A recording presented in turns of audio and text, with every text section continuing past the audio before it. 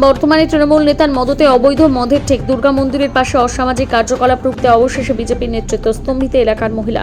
পূর্ব বর্ধমান জেলার বর্ধমান শহরের 12 নম্বর ওয়ার্ড সংলগ্ন কানাই নাটশাল দিঘিরপাড় এলাকায় দীর্ঘদিন ধরে চলা একটি অবৈধ মদের ঠেক এবং অসামাজিক কার্যকলাপের আস্তানা অবশেষে গুড়িয়ে দেওয়া হলো। বিজেপি নেতৃত্বরা জানান, প্রশাসনের কড়া নির্দেশ এবং বর্তমান দক্ষিণের বিধায়িকা তথা রাজ্যের প্রতিমন্ত্রী মৌমিতা বিশ্বাস মিশ্রের বিশেষ তৎপরতায় আজ এই উচ্ছেদ অভিযান চালানো হয়। এই ঘটনায় দীর্ঘদিন ধরে ক্ষোভে ফুঁসতে থাকা এলাকার মহিলাদের মধ্যে খুশির হাওয়া। স্থানীয় বাসিন্দাদের অভিযোগের তীর 12 নম্বর ওয়ার্ডের তৃণমূল নেতা অনন্ত পাল এবং তার ঘনিষ্ঠ নেতা প্রদীপ দাসের বিরুদ্ধে।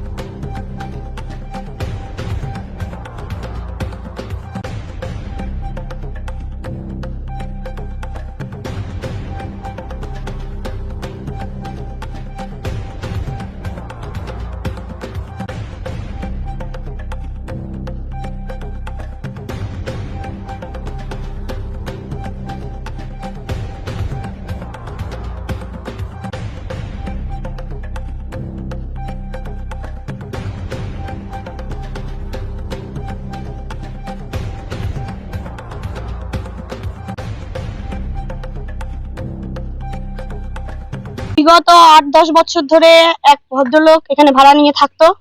সে প্রদীপ, তার ব্যক্তির নাম প্রদীপ দাস। সে মৃদুল মন্ডলের ঘরে ভাড়া নিয়েছিল। আস্তে আস্তে এখানে একটা অবৈধভাবে একটা ঘর তৈরি করেন। সেটা তৃণমূল আমলের সময় এই ঘরটা তৈরি হয়। সেই ঘরটাতে প্রতিদিন মদ, বাইরে বহিরাগত ছেলেরা এসে ভেতরে ঢুকে মদ খাওয়া হতো। পাড়ার মধ্যে এলাকাটাকে পুরো নষ্ট করে দেওয়া হয়েছিল। এমনকি মদ্যপান করার পর মহিলাদের অকথ্য ভাষায় গালিগালাজও করতো। আমরা তখন কোনো কিছু প্রোটেকশন নিতে পারিনি, যেহেতু তৃণমূল ক্ষমতায় ছিল। সে নিজেও একজন তৃণমূল কর্মী। যাই হোক, এটার জন্য এই ঘরটার ব্যবস্থা নেওয়ার জন্য আমরা আমাদের মাননীয় মৌমিতা ম্যাডামের কাছে আমরা লিখিত জমা দিয়েছিলাম।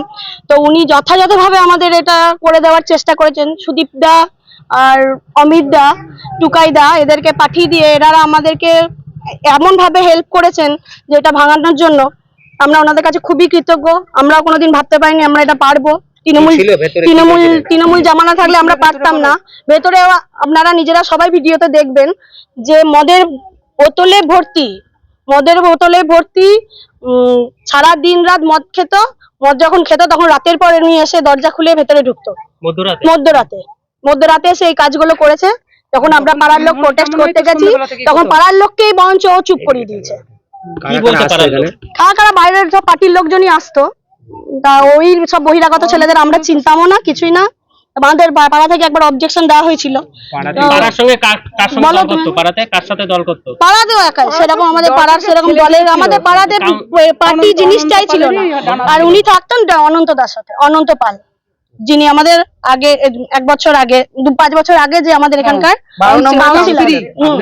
পম্পা পাল। আমার নাম হ্যাপি রায়। পুজো করি, একটা মহিলারা পুজো করি।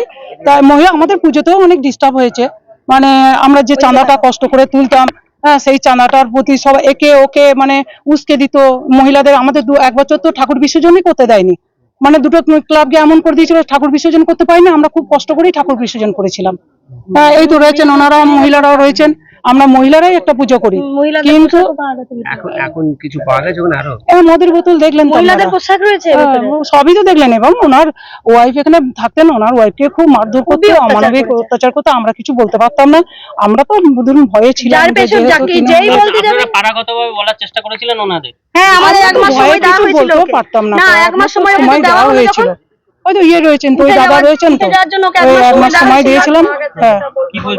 দেখুন বলছে, দেখুন এখানে আজ 7-8 বছর হয়ে গেল। ও পুজোটাকেও হাতানোর চেষ্টা করেছিল, পুজোটাকে নেওয়ার চেষ্টা করেছিল। প্রতিবারই পুজোতে আমাদের ব্যাগড়া দেয়, প্রতিবার পুজোতে ব্যাগড়া দেয়। এমনকি আমাদের মহিলাদের একজন কলেজে প্রফেসর ম্যাডাম মমতা ম্যাডাম, সেই পুরুলিয়া কলেজে প্রফেসর, তাকে চূড়ান্ত অপমান করেছিল।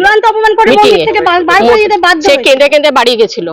আমরা পুজোর সময় এখানে মিটিং এ বসেছিলাম, সে ওই এত অপমান তাকে করেছিল যে সে কেঁদে কেঁদে বাড়ি চলে গেছে। মন্দিরের সামনে এরকম একটা অবৈধ একটা হ্যাঁ, কিন্তু তাকে ওই যে পার্টির গায়ের জোরে তাকে তো কেউ তুলতে পারেনি তখন দাপটে। আমাদের এখন 1 মাস অপেক্ষা করতে হলো তো। হ্যাঁ। তো আমরা প্রশাসনের সাহায্য, আমরা আমরা তো মেয়েরা তখন প্রশাসন পারিনি ছাড়া না, তো আমরা করতে প্রশাসন পারি না। ছাড়া করতে প্রশাসন পারি না। আমাদের মাননীয় কি চাইছেন আপনারা এখন কি চাইছেন? এখন ও আমাদের পাড়া থেকেই চলে যাক, ও তো পাড়ার কেউ নয়। এটা কি আজকে ভেঙে দিল? হ্যাঁ, এটা আজকে ভাঙা। আমরা বলেছিলাম ম্যাডামকে, আমরা লিখিত অভিযোগ দিয়ে এসেছিলাম সবাই মিলে। ম্যাডাম লোক আমরা পাঠিয়ে গোটা 1 পাড়ার মাসের লোকই মধ্যেই সই ম্যাডাম করেছিল। 100 সুদীপ বাবা আর সুদীপ মানে দা। সুদীপ খুব করেছে, হ্যাঁ। হেল্প করেছে আমাদের। কোন জায়গা এটা? কত নম্বর? এটা রানী দিঘি 12 নম্বর ওয়ার্ড। রানীদিঘি কি পাড়? আপনারা শুনলেন মহিলাদের বক্তব্য। তারা বলল তারা এটা আজ থেকে প্রায় 1 সপ্তাহ আগে দিদির কাছে ওনারা গেছিলেন, গিয়ে আমাদের প্রতিমন্ত্রী মমিতা বিশ্বাস উনি আমাকে আদেশ দিলেন যে সুদীপ বিষয়টা দেখো কি ব্যাপার হয়ে আছে ওখানে। তো আমি সেই তৎপরতানে এখানে একবার আসি, এসে প্রিন্সিপালি তাপস মাকড়দাও আসেন, এসে ওনারা দেখেন বিষয়টা নিয়ে, হ্যাঁ এটা ইলিগাল। তারপর ওনারা দেখলেন যে ইলেকট্রিসিটি ওটাও ইলিগাল ভাবে করেছে, মানে এখানে পুরো মদের আসক্ত বসিয়ে ফেলেছিল গোটা যুব সমাজটাকে।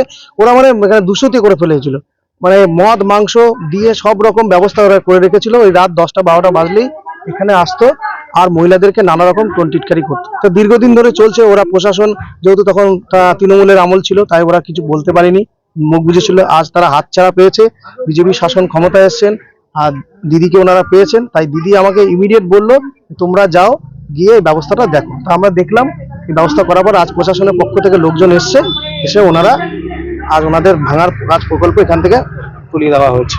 কি কি পাওয়া গেল? হ্যাঁ, দেখতে পেলেন যে মদের বোতল আরো সবকিছু রয়েছে, গ্লাস রয়েছে, সব দেখতে পেলেন। হ্যাঁ, তুই বল। কিন্তু বিজেপি এক্সিকিউটিভ ডিস্ট্রিক্ট কমিটির মেম্বার। ঠিক আছে। যে ঘর নিয়ে তো ছিল, ও নিজে তো অসামাজিক, ওর এখানে বাড়ি না তো, বাড়ি তো নিজের কোনো বাড়ির ঠিকানা নাই তো, ওইখানে ভাড়া বাড়ি থাকে, এদিকে এসে কিনছে। কোথা থেকে কিনছে? ও তোলা তুললে কিনছে। ও অনন্তপালের বাবা, ওইটার ছেলে, যার নাম হচ্ছে প্রদীপ দাস। অল্প বয়সী কচি মেয়েকে বিয়ে করেছে প্রদীপ। আর অনন্ত এলাকায় বৌদিগুলো ফিট করে রাখে, কাকে নিয়ে প্রেম করবে, কাকে নিয়ে শুবে। অনন্তপাল এটা কোথায় তোলা আছে তোলা তুলবে, কাকে কাজ দেবে, অনন্তপাল কাজ হচ্ছে এটা।